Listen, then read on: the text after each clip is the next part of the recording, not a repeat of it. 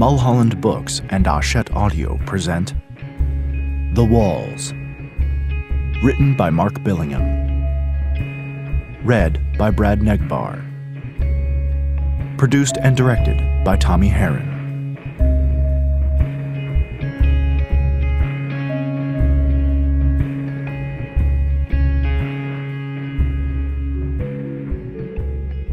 It was probably not the nicest hotel in Huntsville, but I had a good idea that it wasn't the worst either, so I didn't have a lot to complain about. Truth was, I'd booked the Palms over the internet, so I didn't know too much about anything until I checked in. Besides which, I'd stayed in places that made this one seem like the damn Ritz, so I was happy enough with a bed I could sleep in and food that didn't come back to haunt me. That was when I first saw her, in the restaurant at the Huntsville Palms Hotel. It was 7 o'clock or somewhere around there, and the place was pretty packed, and she was sitting at a big table just across from my small one. She and everyone else at the table with her were talking in hushed voices, which made a nice change from the loudmouth pair behind me, who talked about the cost of bedroom furniture for an hour or more, like they were saving the planet or some shit. I turned around to stare at one point. I was hoping they'd see that they were putting me right off my chicken fried steak, but it didn't do any good. I really don't know how either of them had the time to eat anything with all that jabbering, but they clearly did because they both looked like Mack trucks with heads. I'd seen a lot of people that size since I'd arrived in Texas. From where I was sitting, I didn't have a great view of her, but what I could see looked pretty good, so I kept glancing over, and eventually she turned to try and catch the eye of the waitress. There wasn't really a moment between us, nothing like that, but there was maybe a half smile or something before she got the waitress's attention and turned away. I just kept on eating and flicking through the local paper, happy enough to make up the rest of it in my head the way men do sometimes. She presses something into my hand when I run into her on the way out of the men's room, her room number scrawled on a napkin. She says let's not bother with names when we get together later on, while she's looking me straight in the eye and taking off her shirt. Let's just enjoy each other, she whispers, get out of our heads and go crazy for one night. There was plenty of strong drink on her table, bottles of beer and red wine. It looked like some sort of family party, even though nobody looked too excited to be there or smiled a whole lot. Looking back, it's not hard to understand why. But at the time, I didn't think a great deal of it. There weren't a whole lot of parties in what passes for my family, so it's not like I'm any great expert or anything. They were putting it away is all I'm saying, her as much as anyone, reaching for those bottles to fill in the silences. That time she tried to find a waitress? That was so she could order another couple of beers. You like what you see, she says, when she's finally naked. And I think it's pretty obvious that I do because I'm naked too by then. She finishes the beer she's drinking and puts the empty bottle down. I say something that makes her laugh and she reaches out for me, pulls me down onto the bed, then moans as she rolls on top. I had the two older women at the table marked down as the mother and maybe an aunt, and I figured that the young guy with the shaved head was her brother. He had the same eyes and the features were pretty similar. He was probably a couple of years younger than me, while she was around the same age I was. I couldn't be sure because I hadn't got a good look at her close up. The bedroom furniture couple had squeezed out from behind their table and gone, which made hanging around easier. I ordered pecan pie with whipped cream. I watched the cars pulling in and out of the lot outside. I spent a few minutes looking at the crossword, then gave up. I wasn't drinking myself. It's been a good few years since I did any of that, so I sat there with coffee once I'd done eating, trying to make the newspaper last. There was plenty of news about what would be going down at the Walls the following day, but I skipped all that and lingered instead over the local stories and the crazy classifieds. I've always loved that stuff. The shit that people try to sell. The lonely hearts, the adult services. For a small town with only one major industry and a good percentage of its population behind bars, there were plenty of massage parlors and the like, escort agencies and strip joints and saunas. I knew the women in the pictures were not the ones anyone was likely to get if they showed up, but I'm not a monk or anything, and they were nice enough to look at for a while. I turned the paper over when the waitress came to the table with a refill, then sat and drank sweet black coffee for another 10 minutes, while the day dimmed outside and the restaurant started to empty. Just sipping coffee and watching the girl across the top of the mug, staring through the steam at the chain around her ankle and the hand she laid on one of the old women's arms. At the back of her neck, where the fine blonde hairs ran down beneath the collar of her blouse. I'd been thinking about trying to catch a movie or something, but in the end I just drove around for a while, trying to find a station that wasn't playing cowboy music.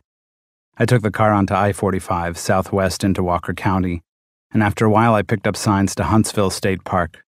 I parked in the picnic area next to a gathering of RVs and camper vans and got talking to a guy who was cooking sausages and pork chops on one of those cheap barbecue sets you can pick up at gas stations. He seemed decent, and we chatted about nothing in particular for 10 minutes or so. Then I walked down to the lake. The moon was like a dinner plate. You could see clear across the water to where the pines were thick and black on the other side. But after a while it started to get cold, and I only had a thin jacket on, so I walked back through the trees to the car and drove back to the hotel. I swear I was thinking about nothing but television, but when I walked toward the stairs, I caught sight of her sitting at the small bar in a room just off the reception area. She had her back to me, but I knew it was her. She was on her own, dipping nachos into a bowl of salsa and talking to the woman who ran the place, and I decided there probably wouldn't be anything much worth watching on TV anyway. I sat a couple of seats away and ordered a Coke, and when I'd got it, I asked if she wouldn't mind sliding the nachos along. I know it sounds like a line, but the truth was those chops and sausages had made me hungry again. She passed the bowl and moved into the chair next to mine, said she was glad someone was taking the damn nachos away, because otherwise she might have eaten every single one.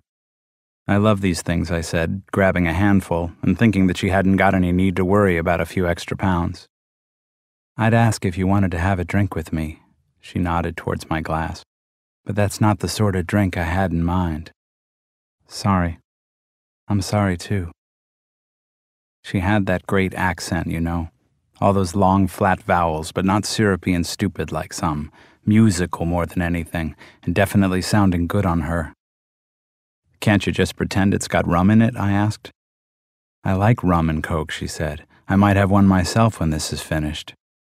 She raised her beer bottle and I leaned over and touched my glass to it. Happy to keep you company, though, I said. She was probably a couple of years older than me, but the light wasn't too good in the place and I wasn't bothered either way. Her hair was dirty blonde, a bob growing out, and though her eyes were already starting to glaze over just a little, they were big and green enough. She wore a dark blouse and skirt, and when she leaned towards the bar, I could just see a thin white bra strap and the gap between flesh and material a little lower down. How long are you in town for? She asked. I'm heading home tomorrow. Where's home? It keeps changing, I said. Originally then, Wisconsin. She smiled and emptied her bottle. Bit warmer down here, she said. I said right and laughed and took her hand when she offered it to me. I'm Ellen, she said. Chris. So why are you in Huntsville, Chris? I'm supervising some construction out at the mall, I said. You like it? It's all right. She ordered more drinks, another beer for her and an invisible rum and Coke for me. When she'd served us, the owner wandered down to the end of the bar and began cleaning glasses. She was a lousy eavesdropper.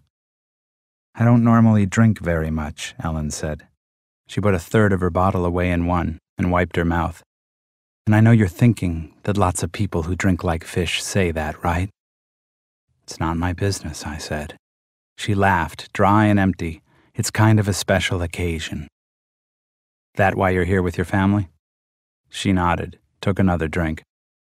You might not think special is the right word, she said. Not appropriate or whatever. If I tell you why it is we're here. You don't have to tell me anything. You want to go outside for a cigarette? She reached down for the handbag at her feet. God, I need a cigarette. I don't smoke, I said, but I'll come with you if you like. She waved the idea away, then turned on her chair and stared at me. She said that she might just as well talk to a complete stranger about what was happening because she and her family weren't talking about it a whole lot. She cleared her throat and finished her beer, put down the bottle, then turned back to me. I'm here because tomorrow at 6 o'clock they're executing the man who killed my sister. I could not think of a single thing to say. Heavy, I know. She reached across me for the nachos. I bet you're wishing you'd drunk your soda and walked away, right? Maybe. You've still got time. I shrugged. Sounds like you could do with someone to talk to. She nodded, pleased, and put a hand on my leg for just a second or two. My head's buzzing with it, you know. My mom and her sister and my psycho brother have just gone to bed like it's no big deal, or that's what they're telling themselves at any rate. But Jesus, I can't just sit up there in that shitty room and take my makeup off and say goodnight like we're all on some shopping trip or something. She shook her head. I mean, we've known it's been coming for a while, but still, I can't just pretend this is normal, you know? You're right, I said. It's not normal. She smiled and let out a long sigh, like she was relieved that I hadn't freaked out or something. She could see that I had barely touched my drink, but she said she was going to have another one anyway, and waved the woman across from the end of the bar. She ordered another beer and a rum and coke, and watched me while the drinks were being prepared. After a minute or so, she said, "Aren't you going to ask me what he did?" "Sure. What that animal did to her?" "Look, it's up to you. He beat her so bad they needed dental records to identify her." She leaned close but made no effort to lower her voice. "He beat her and raped her. Then he cut her throat like she was no better than a pig. And when he'd finished, he sat down and made himself something to eat. He sat there with a sandwich while my 19-year-old sister bled out in her bedroom." Jesus.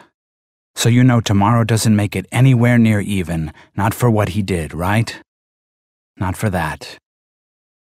I grunted something and glanced up at the woman who was laying the drinks down in front of us. She caught my eye and raised a painted eyebrow before walking back to the other end of the bar. "So what do you think?" It was not the easiest question I'd ever been asked. "I think I can understand why you're angry." "I doubt it," she said. "Fair point," I said. "She wasn't my sister." "No, she wasn't." "It can't be easy holding on to that, though. Not for so long." I reached for my drink, moved the ice around in the glass. I mean, these guys are on death row for years, right? Anthony Solomon Johnson has been on death row for a little over 4 years and 7 months, she said. There was no emotion in her voice. "That's how long we've been waiting for this." I nodded slow, like I was impressed or something. "For revenge." "I don't care what you call it," she said. "I've met folks who say that a killer should be put to death the same way he did his killing, but I don't hold with that eye for an eye stuff." She stared down, straightened her skirt. "I don't really give a damn if it hurts, mind you. It should hurt." She took a drink. "You agree with me, right, Chris?" I thought about it. She asked me again. "They don't know if the needle hurts or not, though, do they?" I pulled the nachos across the bar, but the bowl was empty. I mean, it's not like anyone's around long enough to tell anybody. She shrugged, said, "I hope I can see it in his eyes." The rum was going down every bit as easy as the beer, and she was starting to slur her words a little. She said something after that, but I didn't catch it, and when I leaned closer, all I could smell was the booze. "We're going to have to call it a night, folks." I looked up, and the woman behind the bar was pulling the empties toward her. I opened my mouth to speak, but she shook her head, and even now I'm not quite sure what she meant by it. I glanced at the bill and put $30 on the bar, and when the woman had taken the cash away, Ellen began talking again. It was not much above a whisper, but this time I caught it easily enough. "I can't be alone," she said. "You've got your family," I said. "Your mother's upstairs." "You know I don't mean that." Her eyes were wide suddenly and wet. "You want me to beg?" "No, I don't want that," I said. She and her mother were sharing a room, so we went to mine. There was not a great deal of choice in the minibar, but she didn't seem too picky, so I told her to help herself.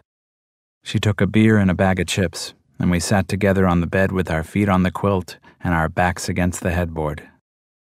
The window was open a few inches, and the traffic from I-45 was just a hum, like an insect coming close to the glass every so often and retreating again. "I don't know how I'm going to feel," she said. "Afterwards?" She nodded. I remembered her face when she'd been talking in the bar, the way she'd talked about wanting it to hurt. "Pretty good by the sound of it," I said. "Yeah, I'll feel good. And relieved. I mean, how I'm going to feel when I'm watching it happen, though. It's not something everyone gets to see, is it?" "No, it isn't." Probably something you never forget, right? She made it sound like she was going whale watching. She slid down the bed a little and kept on closing her eyes for a few seconds at a time. You think you might feel guilty after? I asked. Her eyes stayed closed as she shook her head. Not a chance. I hope you're right. Why the hell should I feel guilty when he never did?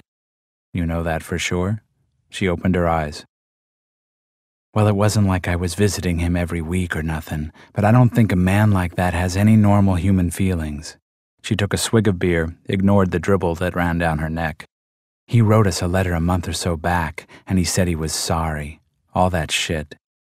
But it's easy to come out with that stuff when you know the needle's just around the corner, right? Probably told to do it by his lawyer, so they've got something to show when they're pushing for a stay, you know? She tried to brush away the remains of the chips from her shirt. Said he'd found God as well. I think that happens a lot. Yeah, well, tomorrow he'll get a lot closer to him, right? You religious? Sure, she said. So this isn't a problem for you. Why should it be? What happened to thou shalt not kill? Shame he never thought about that. He obviously didn't believe in anything back then, I said. She shook her head again and screwed her face up like she was getting irritated. Look, it isn't me that's going to be doing the killing, is it? She raised the bottle, then thought of something. Okay, smartass. What about as you reap you shall sow? It's something like that, right? I nodded. Something like that, yeah. Right. She turned on her side suddenly and leaned up on one elbow. She slid a leg across the bed and lifted it over mine.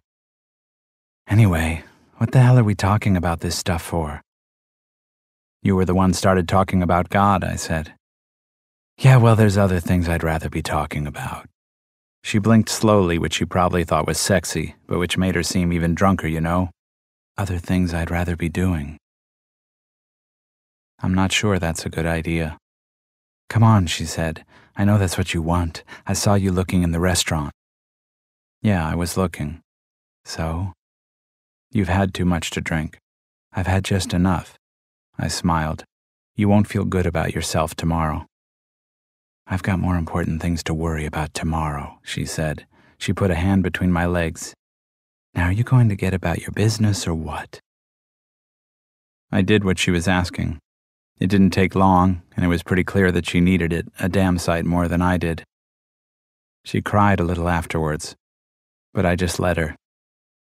And I'm not sure which of us got to sleep first.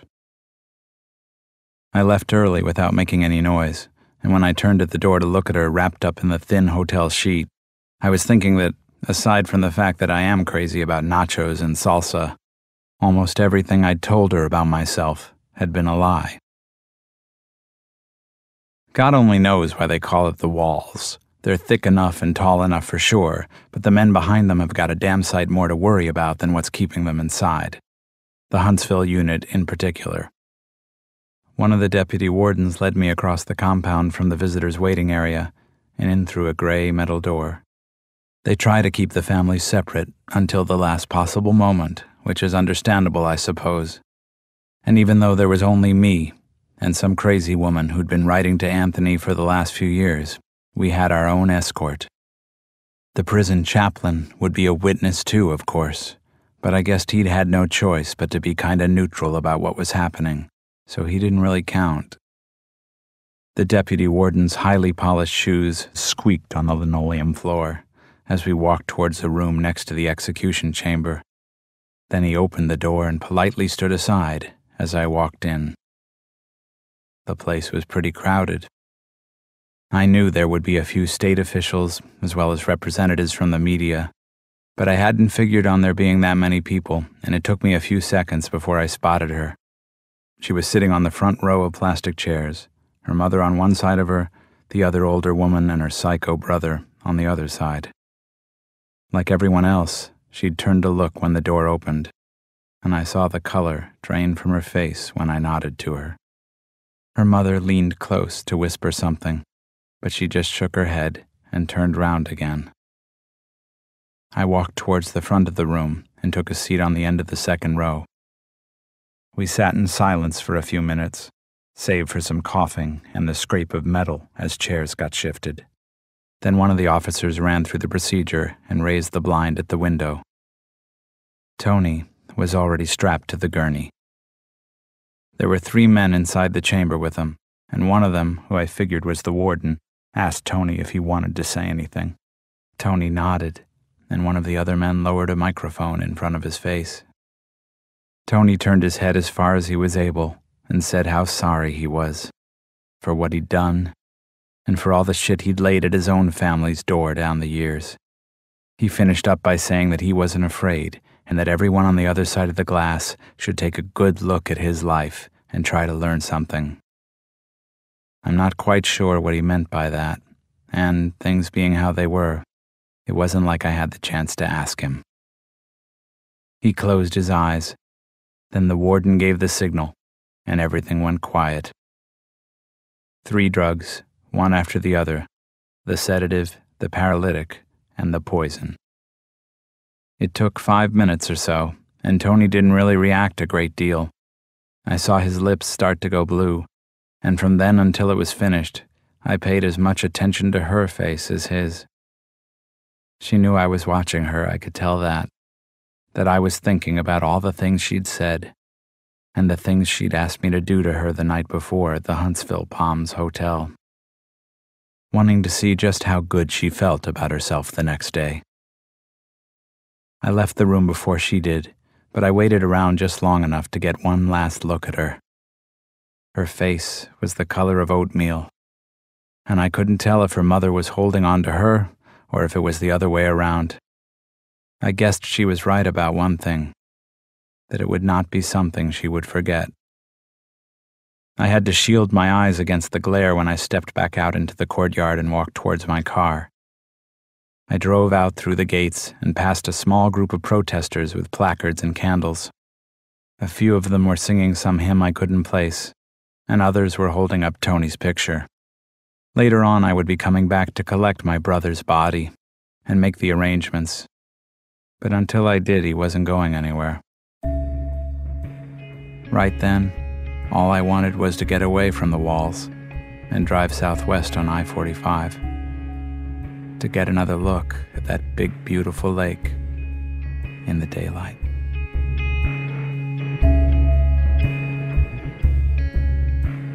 Like this story?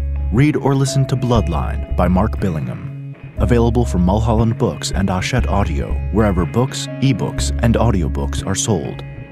Text copyright 2011 by Mark Billingham. Audio production copyright 2011 by Hachette Audio, all rights reserved.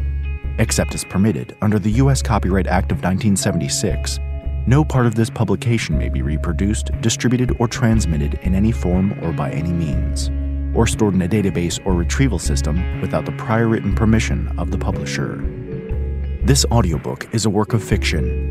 Names, characters, places, and incidents are either the product of the author's imagination or are used fictitiously, and any resemblance to actual persons, living or dead, events, or locales is entirely coincidental.